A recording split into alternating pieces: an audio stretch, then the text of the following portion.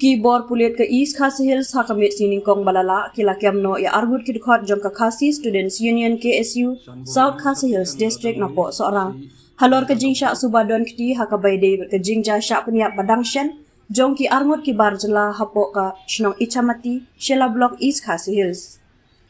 Superintendent of Police ka East KSU Hills Urituraj Ravi ulaong bayakini ki argut ki dkhot ka KSU la kiamno hakamit sining kong balala na seorang Hendra yang mentahi, ula kentat baniat hubnya halor kene ke benta.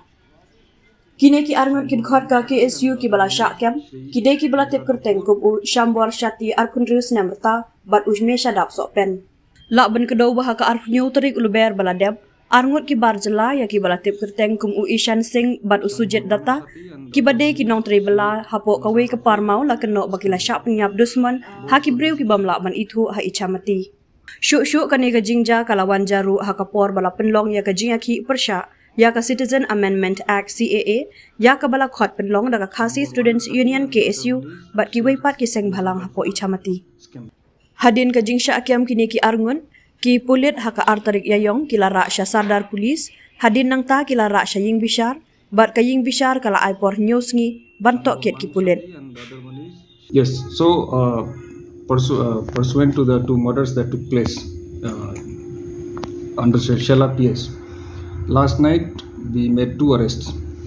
Both were produced to court today and the court has granted to us 7 days of police custody. 30234 and further sections we will see as the investigation proceeds. Investigation is going on. Thank you.